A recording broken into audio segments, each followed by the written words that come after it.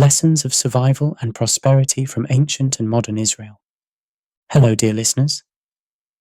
Have you ever felt chosen? When you were born with special talents, raised in a good family, or received excellent educational opportunities? But strangely, the greater your awareness of being chosen, the heavier the burden that sits on your shoulders. The story we explore today is about this very paradox of being chosen. Through the journey of a people that began with Abraham 4,000 years ago and continues to this day, we will seek answers to fundamental questions faced by all who live in the modern world. Ancient Israel considered itself a chosen people with a special covenant with God. But that chosen status was both blessing and curse. They were judged by higher standards, had to bear heavier responsibilities, and faced harsher consequences when they failed. Modern Israel is no different. This nation, miraculously founded after experiencing the absolute tragedy of the Holocaust, had to develop world-class technology and military power to survive in the hostile environment of the Middle East. Adding a somewhat cynical perspective here, modern Israel's success might be the result of having no choice but to choose rather than being chosen. So, what can we learn from their story? All of us living in modern society are chosen beings in some sense. We have opportunities and technologies that previous generations never experienced, while simultaneously facing new challenges and risks that never existed before. This audiobook is not a simple history lecture. Through the story of one people's survival strategies, failures, and resurrection over 4,000 years, it will be a time to find the practical wisdom you need to solve complex problems in reality. Chapter 1. Ancient Israel, the Burden of God's Promise. There's a saying, when the sky falls, there's still a hole to escape through. But for ancient Israel, the sky falling was precisely the moment when their covenant with God was broken. When Abraham left Ur of the Chaldeans and headed for the land of Canaan, he wasn't simply immigrating. He became the ancestor of the first people in human history to have a mission. God promised Abraham, "Through you all, the nations of the earth will be blessed." In modern terms, this was like taking responsibility for creating global impact. Psychologist Viktor Frankl said, "Man cannot pursue happiness. Happiness comes only as a byproduct of a meaningful life." The ancient Israelite people had precisely this meaning clearly defined. Their purpose of existence was to reveal God's will to the world. But here, an interesting paradox begins. Groups with clear purpose tend to have more severe internal conflicts. According to sociologist Louis Kozer's conflict theory, the clearer the common goal, the more intense the conflicts over methodology for achieving that goal become. Looking at Israel's actual history, internal divisions were more fatal than external enemies. The division into northern Israel and southern Judah after Solomon is a representative example. Both claimed to serve the same God, but as political interests became entangled, they even came to regard each other as heretical. Adding a somewhat cynical perspective here, we can see the same pattern in modern religious groups or ideological groups. They claim to share the same faith, yet divide into denominations, or pursue the same political ideals, yet split into factions. The first lesson ancient Israel gives us is clear. Purpose is a powerful driving force, but it alone is not sufficient. Without concrete systems and processes for achieving the purpose, even noble ideals can eventually become seeds of division and conflict. According to modern neuroscientist Antonio Damasio's research, human decision-making is influenced more by emotion and intuition than pure reason. The ancient Israelite people were the same. Despite having clear standards in the law, they repeatedly showed emotional reactions and pursuit of short-term interests depending on circumstances. This applies equally to us living in modern times. No matter how clear our goals and values, practicing them in daily small choices is an entirely different dimension of problem. Just as ancient Israel constantly heard the message to repent through prophets, we too need continuous self-examination and course correction. Ancient Israel's theocratic system was very unique. Before human kings, judges exercised leadership only in crisis situations, while in normal times, the law and priests operated society. This is remarkably similar to modern crisis management theory. Systems run during normal times, and strong leadership emerges only in crisis situations. But human nature seeks stability. Eventually, the Israelite people demanded, "Set a king over us like all the other nations." As Samuel warned, this was a choice to hand over freedom and responsibility to a king. In modern terms, it was like giving up democracy and choosing authoritarianism. What practical lesson can we derive here? The ability to endure uncertainty and the burden of responsibility is an essential condition for enjoying true freedom. It's no coincidence that from the moment ancient Israel chose monarchy, they became dependent on external powers and were eventually destroyed by Babylon. Chapter 2: Modern Israel, Techniques and Strategies of Survival. On May 14th, 1948, when David Ben-Gurion declared Israel's independence, surrounding Arab countries immediately declared war. It was a situation where a newborn nation of 650,000 people was surrounded by hostile nations of 20 million. Numerically, it was a completely hopeless situation, but 70+ years later, Israel has become the only developed country in the Middle East region. GDP per capita has exceeded $80,000, and it has become one of the world's centers of technological innovation. The number of Israeli companies listed on Nasdaq is the highest except for the US and China.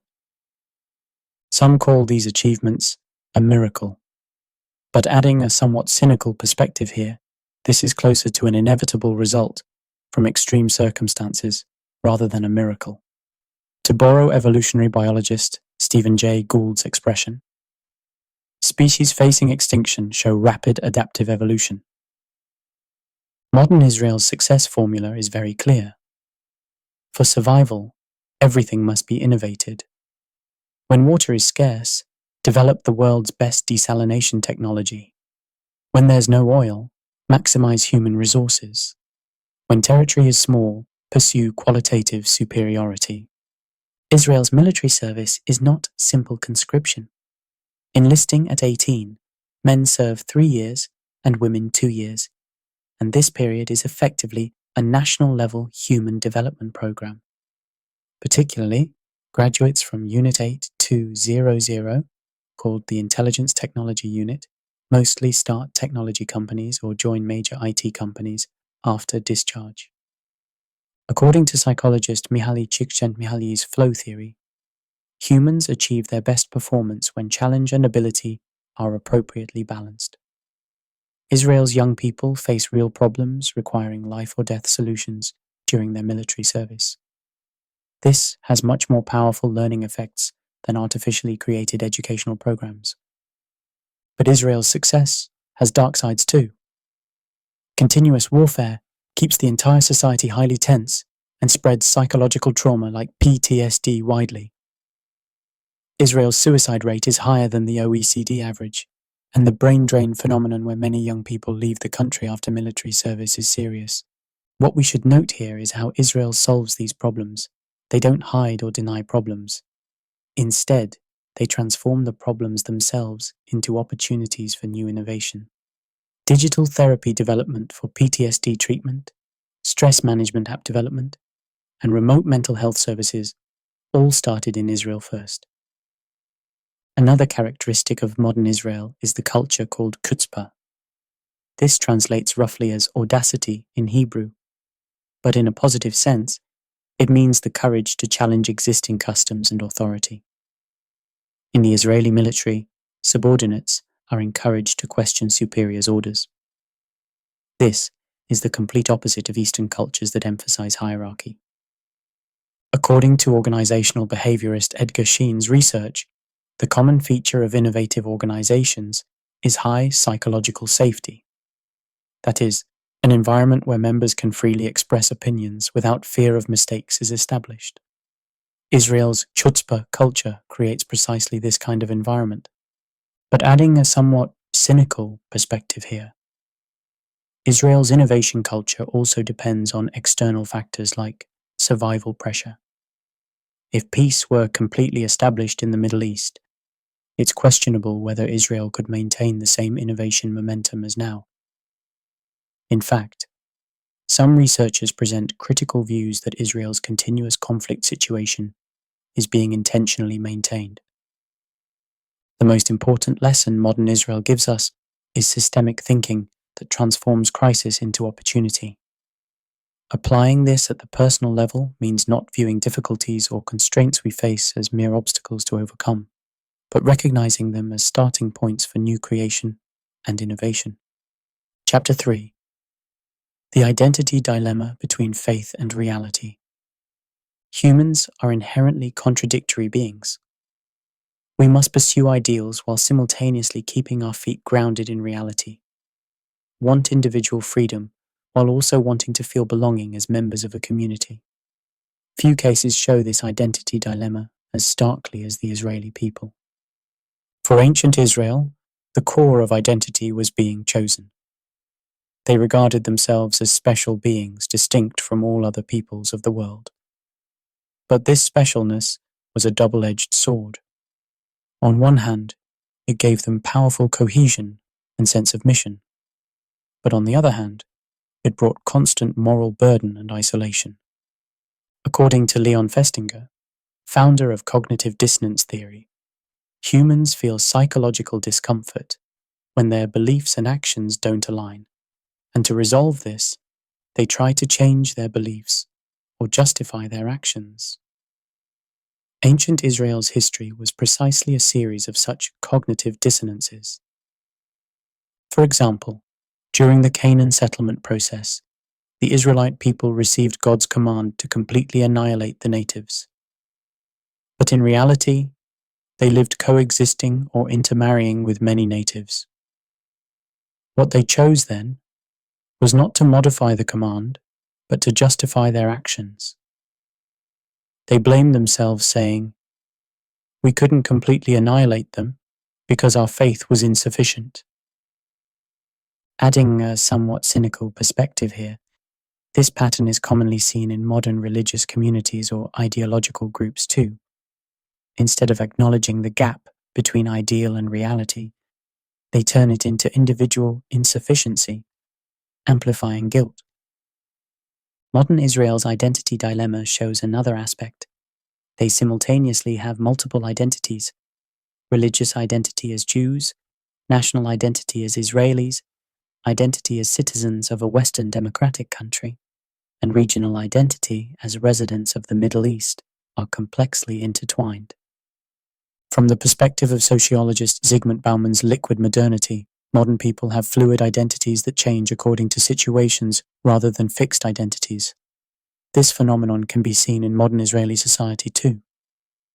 Various groups like Orthodox Jews, secularists, religious Zionists, and Arab Israelis each have different identity priorities.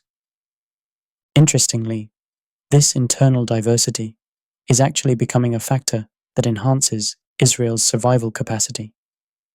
It's having the same effect as genetic diversity in evolutionary biology. If all members responded identically to one crisis, the whole could collapse. But if they show diverse responses, some are likely to survive. But this diversity also becomes a source of social conflict.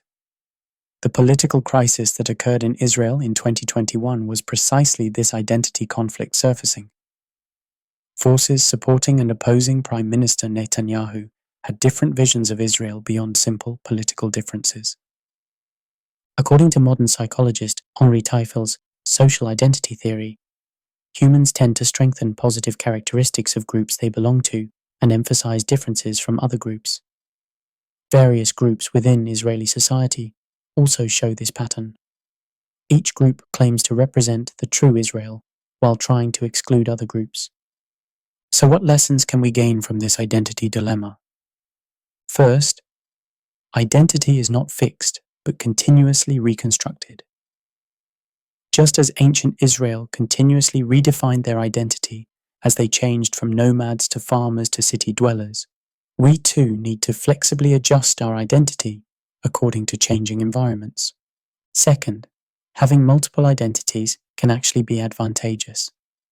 Depending on only one identity can lead to total collapse when it faces crisis, but having multiple identities can distribute risk.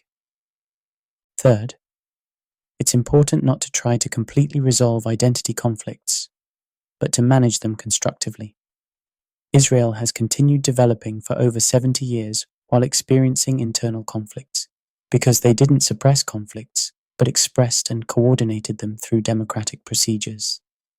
Chapter 4: Crisis Response Patterns, Lessons from Past and Present. Crisis is a constant in human society.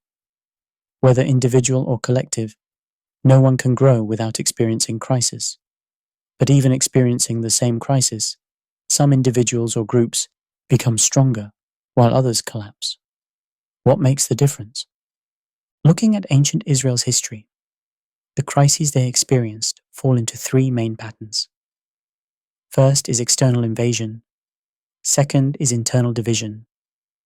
Third is religious corruption. Interestingly, these three were not independent but occurred in chains.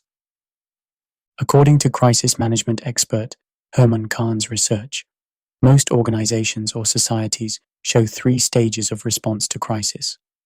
First is denial, second is anger, third is acceptance and adaptation. Ancient Israel was no exception. For example, looking at the kingdom of Judah's response when Babylon's invasion was imminent, we can clearly see this pattern. Initially, they denied reality, saying God will protect Jerusalem. Next, they persecuted the prophet Jeremiah, angry at his warning messages. Finally, only after being taken captive did they begin to accept reality and find new adaptation methods. Adding a somewhat cynical perspective here, this pattern repeats exactly in modern society too. Humanity's response to climate change, each government's initial response to pandemics, financial institutions' reactions to economic crises, all go through similar stages. But ancient Israel had something that differentiated them from other ancient civilizations.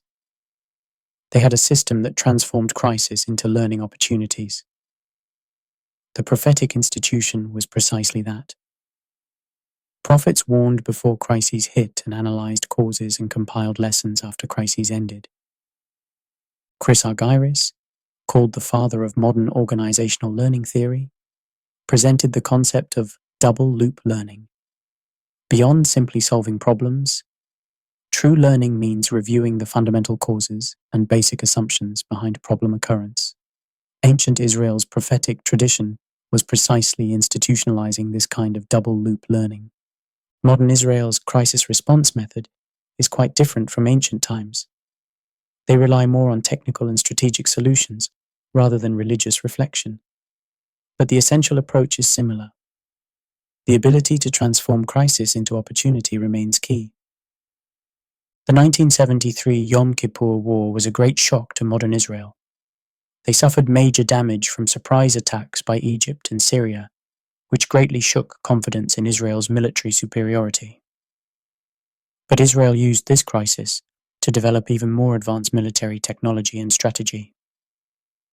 Particularly noteworthy is how Israel created a new development model of civilian application of military technology through this experience. By applying advanced technologies developed for military use to civilian markets, they laid the foundation for current startup nation Israel.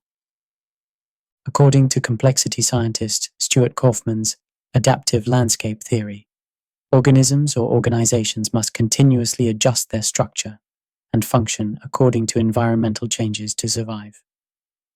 Israel is precisely a case with excellent adaptive capacity. But there's also the problem of excessive crisis dependency. According to psychologists Richard Tedeschi and Lawrence Calhoun's post-traumatic growth theory, Traumatic experiences can actually promote individual growth. But simultaneously, continuous stress situations can also create learned helplessness. The aggression and rigidity appearing in parts of modern Israeli society might be results of precisely such side effects. Adapting to continuous crisis situations, they still operate in wartime mode, even in peaceful situations. Practical lessons we can learn from Israel's crisis response patterns are: first, developing crisis response capabilities is more realistic than crisis prevention. Crises are difficult to predict and impossible to completely prevent, but the ability to respond quickly and effectively to crises can be developed. Second, crises should be understood as continuous processes, not individual events. When one crisis ends, we must prepare for the next crisis, and lessons learned from each crisis must be systematized. Third, crisis response must include learning and reflection processes. Simply getting through crises is not enough. Experiences gained in the process must be transformed into assets for the future. Chapter 5. The Secret of Community Maintenance, the Driving Force of Cohesion. Humans are social animals. But creating a community and maintaining it are completely different dimensions of problems. Particularly, maintaining a community when external pressure and internal diversity exist simultaneously is even more difficult. The Israeli people's ability to persist for 4,000 years wasn't simply due to luck or external protection. They had a unique system for maintaining community cohesion. Sociologist Emil Durkheim distinguished social cohesion into mechanical solidarity and organic solidarity. Mechanical solidarity is cohesion that arises because members have similar characteristics, while organic solidarity is cohesion that arises as members with different roles become interdependent. In ancient Israel's early period, mechanical solidarity was strong. Everyone had the same ancestors, shared the same faith, and had similar lifestyles. But as time passed and society became complex and diverse, elements of organic solidarity became more important. Interestingly, the Israeli people's cohesion largely depended on shared experiences of suffering. Experiences of slavery in Egypt, 40 years in the wilderness, wars during Canaan settlement, and Babylonian captivity were deeply engraved in their collective memory. According to psychologist Maurice Halbwach's collective memory theory, community identity is formed not by individual memories, but by collectively constructed and transmitted memories. Israel's various festivals were precisely devices that reproduced and strengthened such collective memory. Adding a somewhat cynical perspective here, shared suffering creating powerful cohesion is also a dangerous element from another perspective. Excessively setting external enemies or overemphasizing victim consciousness can lead to aggression and exclusiveness. Modern Israel's community maintenance method shows different aspects from ancient times. Cultural and linguistic foundations have become more important than religious foundations. The revival of Hebrew is one of the most remarkable achievements of modern Israel's founding. According to linguist Benedict Anderson's imagined community theory, modern nation-states are based on imaginary solidarity formed through common language and media. Modern Israel's ability to integrate Jews scattered worldwide into one nation was precisely through the power of Hebrew as a common language. But modern Israel's community cohesion faces new challenges.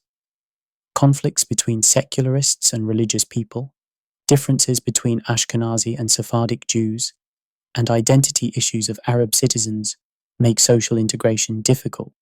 Particularly noteworthy is Israel's mandatory military service system. This operates as a core mechanism of social integration, not simple military service. Young people from different backgrounds train together, face common dangers, and bear equal responsibilities, forming national identity through this experience. According to social capital theorist James Coleman, society's trust and cooperation capacity are strengthened by closed networks among members. Israel's military service experience creates precisely this kind of closed network on a national scale. But there are problems here too. Since Orthodox Jews and Arab citizens mostly don't perform military service, they are excluded from this social integration process. This could become a factor of social division in the long term. Another way modern Israel maintains community cohesion is through collective pride, through innovation and achievement.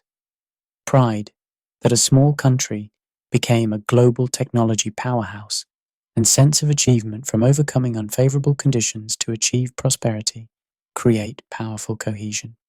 But adding a somewhat cynical perspective here, this achievement-centered cohesion has the risk of easily weakening when performance deteriorates. Also, for young generations with strong individualistic tendencies, personal success might be more important than collective achievement. Practical lessons we can learn from Israel's community maintenance strategies. First, we must find ways to manage diversity rather than suppress it. Completely homogeneous communities are difficult to adapt to change, but excessively heterogeneous communities are difficult to maintain cohesion. Finding an appropriate balance point is important. Second, institutional devices that create shared experiences are necessary. Common points that arise naturally are not sufficient. Systems that intentionally create shared experiences must exist. Third, group identity must be based not only on past memories, but also on future vision. Cohesion depending only on the past has limits in solving present problems. Chapter 6. Survival Methods in Hostile Environments. Survival is the most basic instinct of living beings, but simply surviving and thriving are different dimensions of problems. Particularly, surviving while simultaneously developing in an environment where everything around is hostile is even more difficult. Few peoples have survived as long in hostile environments as Israel. In ancient times, they were surrounded by great powers like Egypt, Assyria, Babylon, and Rome, and in modern times, they live surrounded by Arab nations. According to evolutionary biologist Richard Dawkins' selfish gene theory, what succeeds in survival competition is not the strongest individual, but the individual that adapts best to the environment. Looking at Israel's survival strategies, we can see that precisely this adaptability is key. Ancient Israel's survival strategy had three main elements. First was internal cohesion through religious identity. Second was diplomacy utilizing geopolitical position. Third was differentiation through cultural originality. The ancient Near East region served as a corridor between the two great civilizations of Egypt and Mesopotamia. Israel utilized this geopolitical position to survive by balancing between great powers, sometimes depending on Egypt, sometimes allying with Assyria. But adding a somewhat cynical perspective here, such tightrope diplomacy always carried risks. Wrong choices could immediately lead to destruction. In fact, northern Israel was destroyed by resisting Assyria, and southern Judah was destroyed by resisting Babylon. Modern Israel's survival strategy is quite different from ancient times. Qualitative balance through technological superiority is key. Though quantitatively absolutely disadvantaged, they try to maintain overwhelming qualitative superiority. According to military strategist Clausewitz's On War, when weak forces face strong forces, they must accurately identify the enemy's center and concentrate attacks on that point. Modern Israel's strategy follows precisely this principle. Israel's victory over the Arab coalition in the 1967 Six-Day War is a representative case of precisely this strategy. They neutralized air power with preemptive strikes before enemy forces were fully prepared, then used mobility to defeat them individually. But modern Israel's true survival secret lies not in military power, but in innovation capability. In situations of insufficient physical resources, the ability to maximize human resources and create new value through technological innovation is the most important asset. According to economist Joseph Schumpeter's creative destruction theory, the driving force of economic development comes from the process of innovatively replacing existing technologies and systems. Israel is systematically implementing precisely this creative destruction at the national level. For example, desalination technology and drip irrigation systems developed to solve water shortage problems have now become major industries exported worldwide. Technologies developed to solve cybersecurity problems are the same. What we should note here is that Israel has systemic thinking that transforms problems into opportunities. Generally, problems are viewed as objects to be solved or avoided. But in Israel, they are perceived as opportunities to create new markets. But survival in hostile environments has dark sides too. Continuous tension can rigidify entire society and excessively amplify wariness toward others. The opposite concept of psychologists' learned helplessness, called learned aggression, can appear.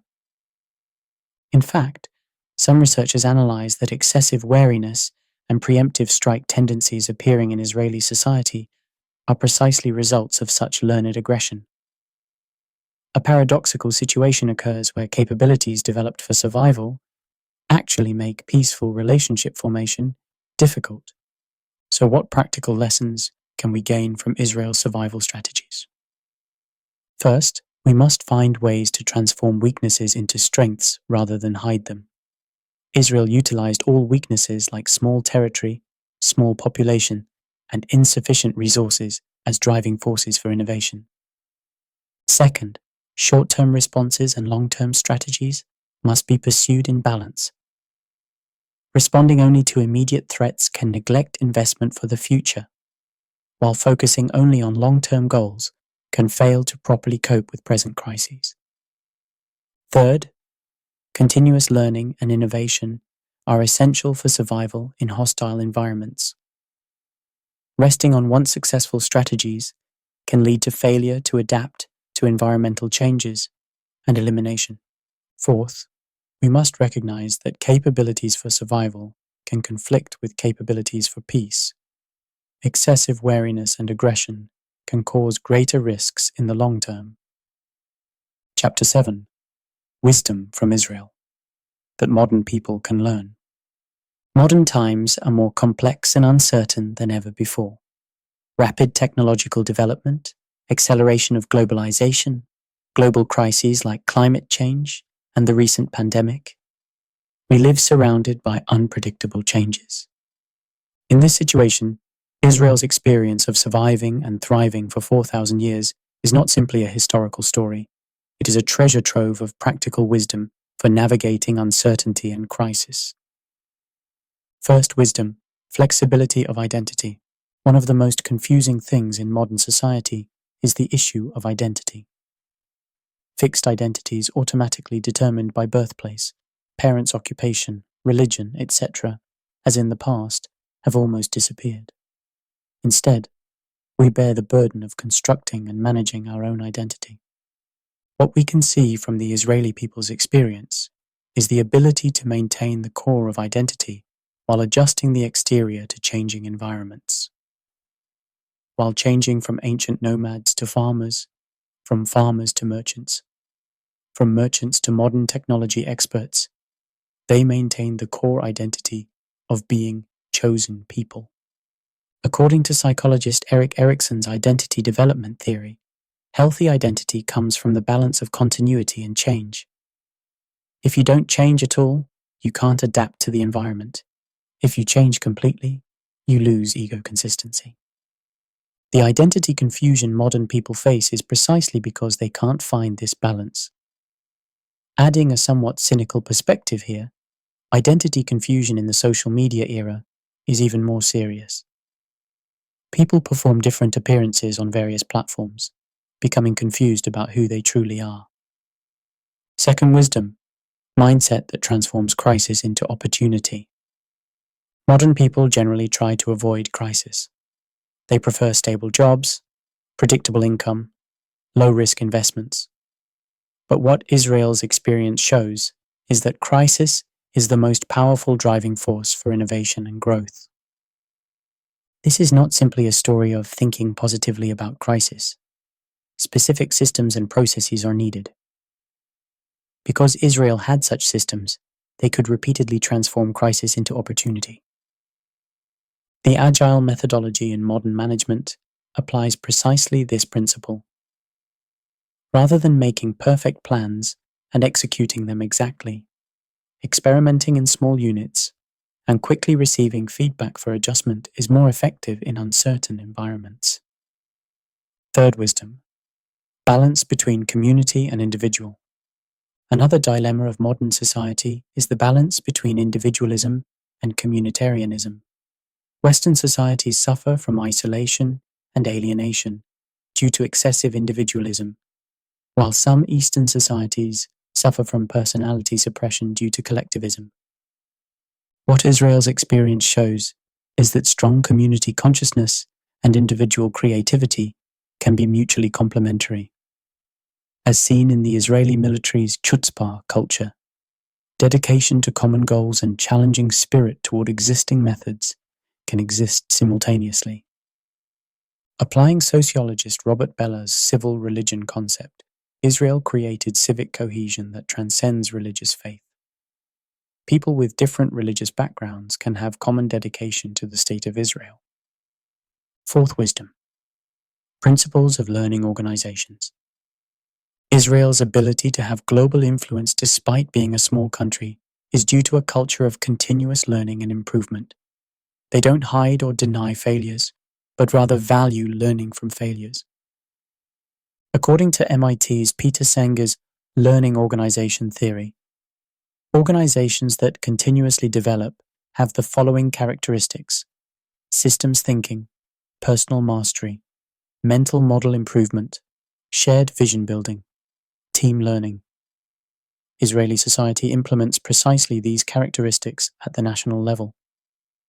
Adding a somewhat cynical perspective here, many East Asian societies, including Korea, often have such great fear of failure that it blocks innovation.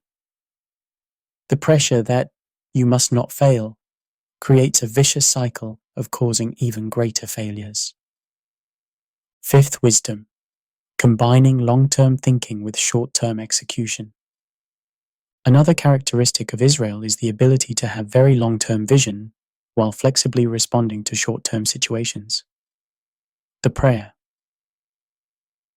Next Year in Jerusalem continued for 2,000 years is a representative case of long-term vision, and constant tactical adjustments are cases of short-term flexibility. The balance between strategic thinking and operational execution in modern management is precisely this. Many individuals and organizations fail by leaning toward only one of the two. So how can we apply this wisdom in reality? At the individual level, first, you must find your own meaning of being chosen. This is not religious meaning, but awareness of your unique value and role.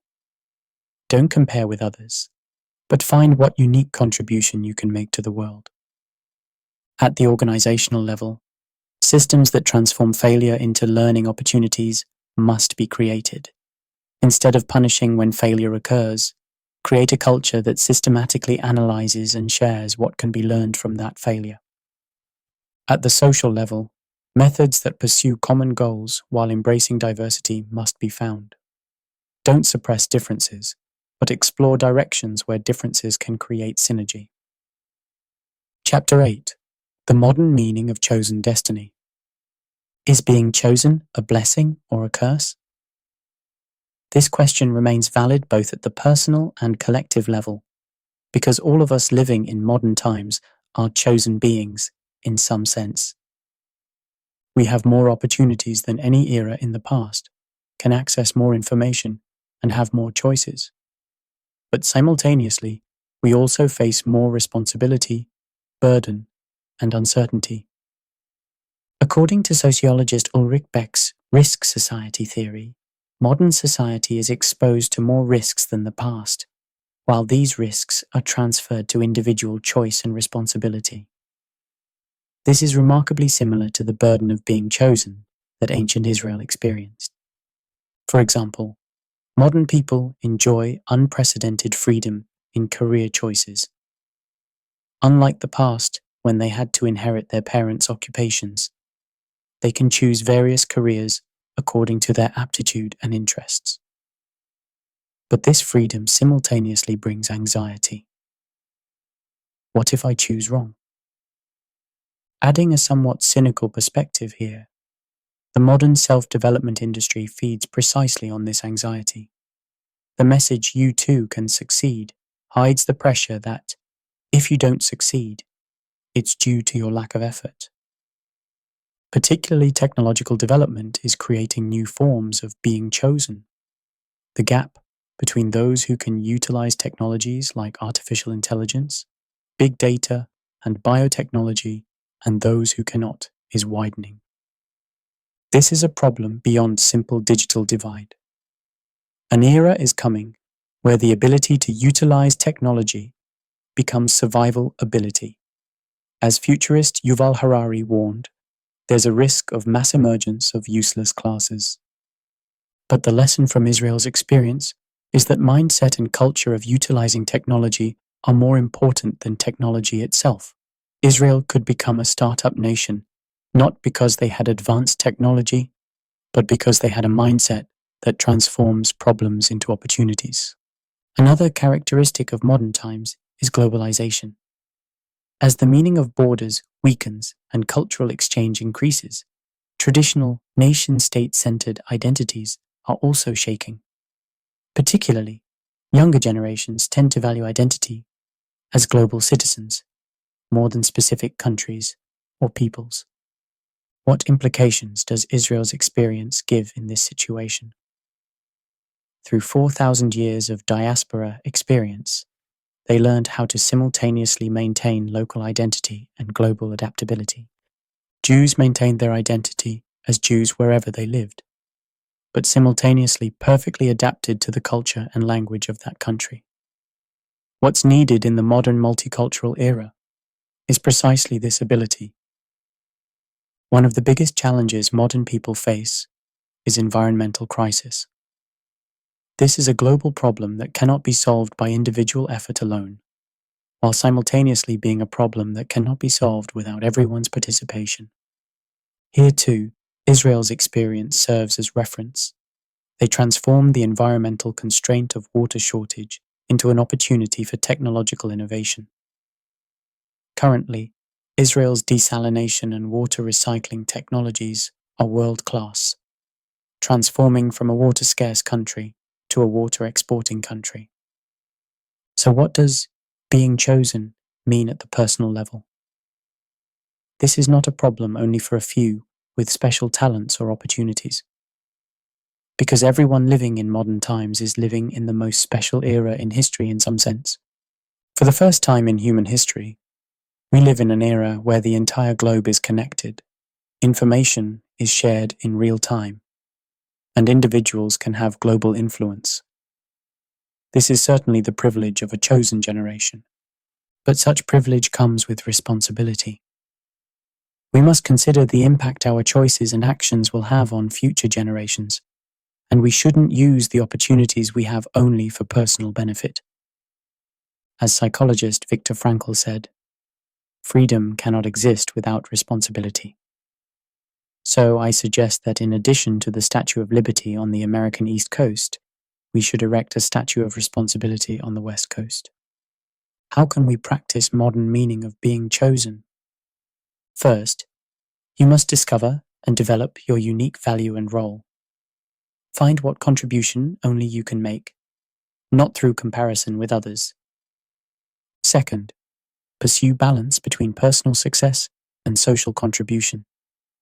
Neither pursuing only your own development nor helping others while sacrificing yourself is sustainable.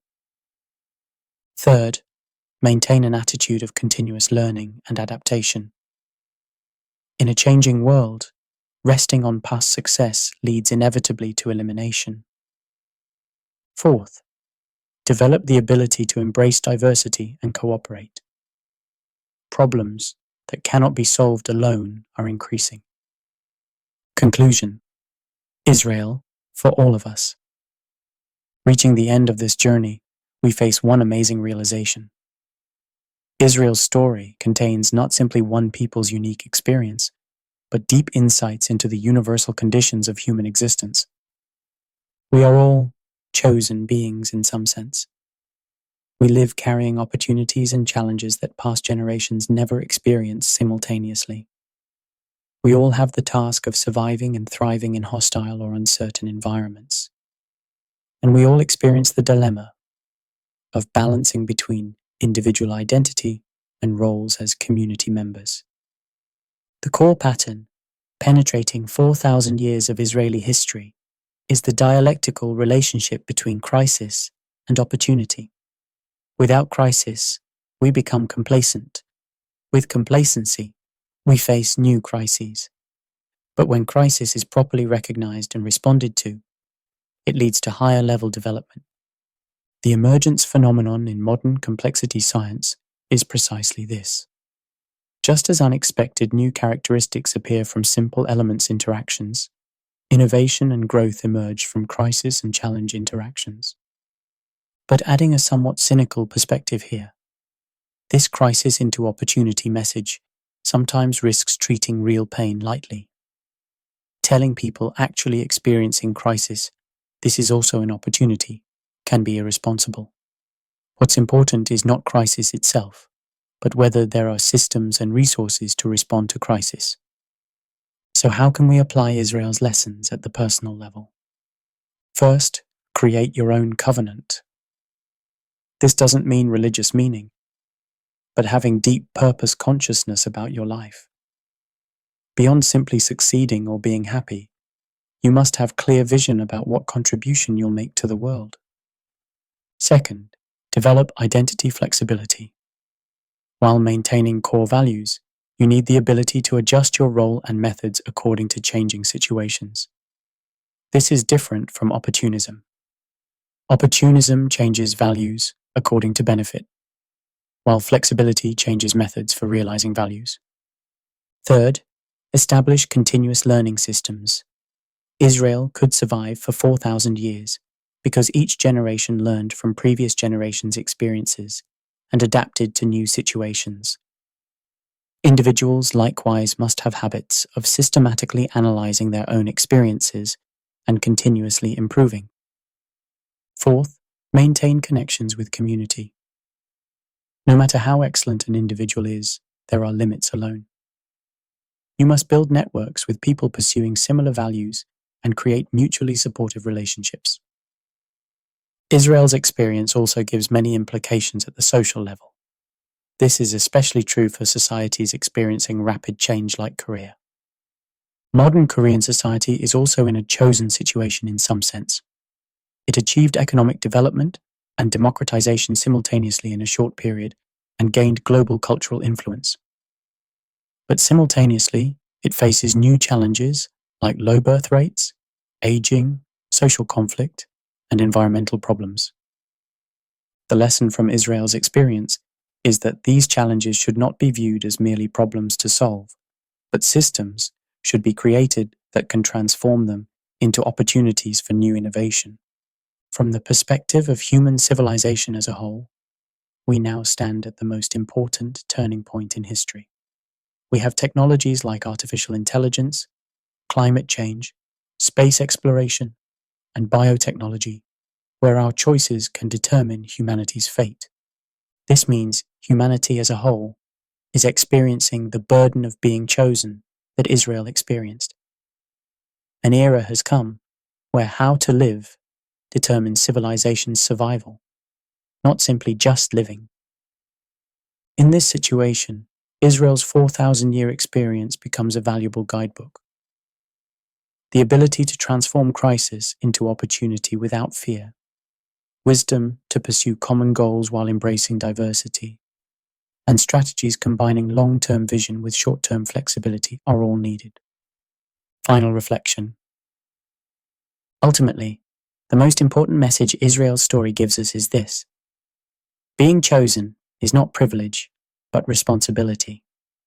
The opportunities and abilities we have are not simply for personal success, but tools for creating a better world. Just as Israel received the mission that all nations will be blessed, we living in modern times also have the mission to ensure future generations can be blessed. So finally, let me conclude this journey with biblical wisdom. From everyone who has been given much, much will be demanded. And from the one who has been entrusted with much, much more will be asked. Luke 12:48. We are all those who have received much. Now is the time to fulfill responsibilities worthy of that. Thank you sincerely for taking your precious time to join this long journey. I sincerely hope that 4,000 years of Israeli wisdom will be practical help in your lives. If this content was helpful, please subscribe to the channel and click like and share your thoughts and experiences in the comments.